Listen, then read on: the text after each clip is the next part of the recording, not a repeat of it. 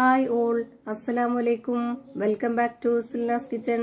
ഇന്നത്തെ റെസിപ്പി നല്ലൊരു variety tasty ആയിട്ടുള്ള ഒരു അടിപൊളി ഈവനിങ് സ്നാക്സിന്റെ റെസിപ്പിയാണ്. കുട്ടികൾക്കും വലിയവർക്കും ഒരുപോലെ ഇഷ്ടാവുന്ന നല്ല കിടിലൻ ടേസ്റ്റി ആയിട്ടുള്ള ഒരു അടിപൊളി പലഹാരത്തിന്റെ റെസിപ്പിയാണ്.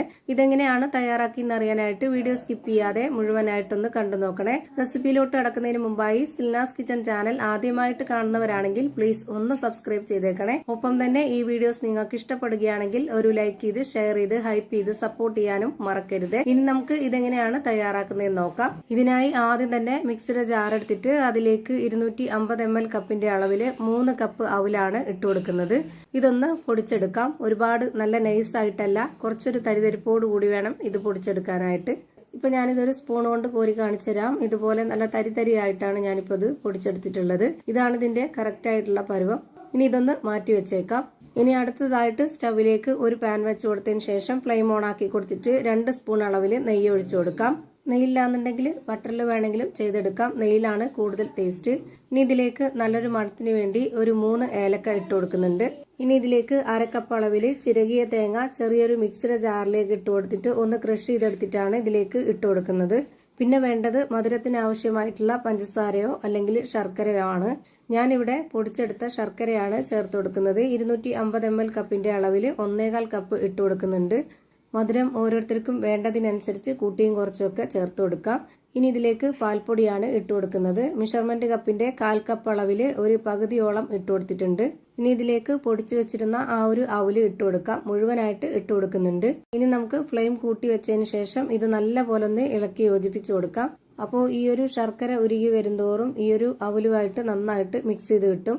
ഒപ്പം ഈ ഒരു തേങ്ങയും അവലും ശർക്കരയൊക്കെ നല്ലപോലെ ഈ ഒരു നെയ്യിലൊന്ന് ചൂടായിട്ട് കിട്ടുമ്പോൾ ഒരു പ്രത്യേക ടേസ്റ്റ് ആണ്. ഇപ്പൊ ശർക്കരയൊക്കെ അലിഞ്ഞ് ഈ ഒരു അവലൊക്കെ ഇതുപോലെ നന്നായിട്ടൊന്ന് വെന്ത് വരുന്ന ടൈം വരേക്കും ഇതുപോലെ ഇളക്കി യോജിപ്പിച്ചു കൊടുക്കാം.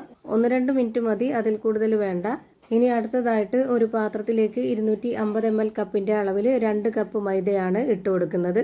ഗോതമ്പ് മാവിൽ ചെയ്തെടുത്താൽ മതി എന്നുള്ളവർക്ക് അങ്ങനെയും ചെയ്തെടുക്കാം. ഇനി ഈ മാവൊന്ന് നല്ല സോഫ്റ്റ് ആയിട്ട് കിട്ടാൻ വേണ്ടി ഇതിലേക്ക് ഒരു നുള്ളു സോഡാപ്പൊടി ഇട്ട് കൊടുക്കുന്നുണ്ട്.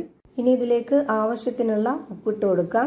ഇനി ഇതൊന്ന് കലക്കി എടുക്കണം. അതിനുവേണ്ടി ഇതിലേക്ക് 250 ml കപ്പിന്റെ അളവിൽ 2 കപ്പ് വെള്ളം ഒഴിച്ചു കൊടുത്തിട്ട് ഇതുപോലെ ഒരു വിസ്ക് വെച്ചിട്ട് നന്നായിട്ട് ഇളക്കി കൊടുക്കുന്നുണ്ട്.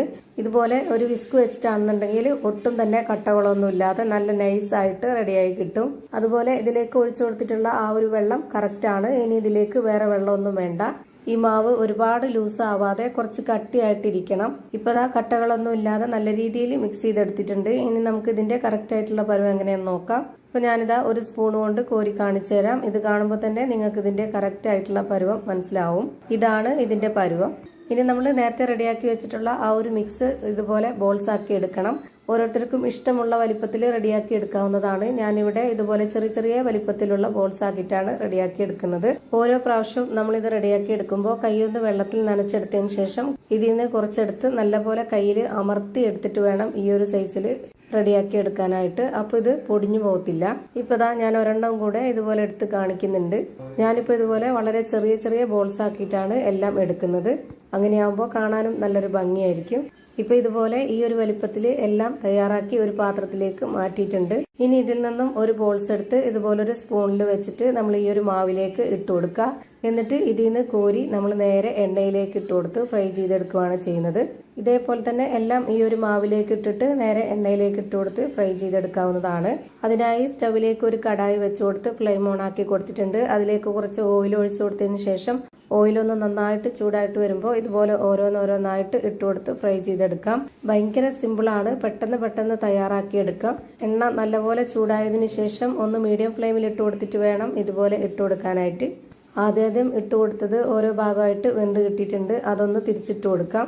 അങ്ങനെ ഓരോന്ന് വേവുന്നതിനനുസരിച്ച് തിരിച്ചു മറിച്ചൊക്കെ ഇട്ട് കൊടുത്തിട്ട് ഇത് നല്ലപോലെ വേവിച്ചെടുക്കണം. നല്ല സിമ്പിളാണ്. അതുപോലെ തന്നെ കഴിക്കാനും നല്ല ടേസ്റ്റിയാണ്. ഇത് നല്ല സോഫ്റ്റ് ആയിട്ടുള്ള ഒരു അടിപൊളി മാവുമാണ്.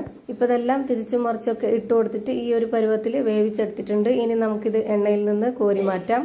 ഒട്ടും എണ്ണ കുടിക്കാത്ത നല്ല കിടിലൻ ടേസ്റ്റി ആയിട്ടുള്ള ഒരു അടിപൊളി പലഹാരമാണ്. എന്തായാലും ഒരു തവണയെങ്കിലും ഒന്ന് ട്രൈ ചെയ്ത് നോക്കണം. എല്ലാവർക്കും ഇഷ്ടാവും. ഇതേപോലെ തന്നെ എല്ലാം ഫ്രൈ ചെയ്ത് ഒരു പാത്രത്തിലേക്ക് മാറ്റിയിട്ടുണ്ട്. ഇതിന്റെ അകം എങ്ങനെയാണ് ഇരിക്കുന്നതെന്ന് അറിയാനായിട്ട് ഞാനിതൊന്ന് കട്ട് ചെയ്ത് കാണിച്ചു തരുന്നുണ്ട്. അപ്പോൾ ഇത്രയേ ഉള്ളൂ ഇന്നത്തെ വീഡിയോ ഇഷ്ടമായാൽ ലൈക്ക് ചെയ്യാനും കമൻറ്റ് ചെയ്യാനും ഷെയർ ചെയ്യാനും മറക്കരുത്. അതുപോലെ തന്നെ ഞാനിടുന്ന പുതിയ വീഡിയോസ് നോട്ടിഫിക്കേഷനായിട്ട് കിട്ടുന്നതിന് വേണ്ടി സബ്സ്ക്രൈബ് ചെയ്ത് ബെല്ലൈക്കൺ അമർത്തി അതിൽ ഓൾ എന്ന ഓപ്ഷൻ എനേബിൾ ചെയ്ത് കൊടുക്കാനും മറക്കരുത്. പുതിയൊരു വീഡിയോയുമായി വീണ്ടും വരും. Thank you for watching.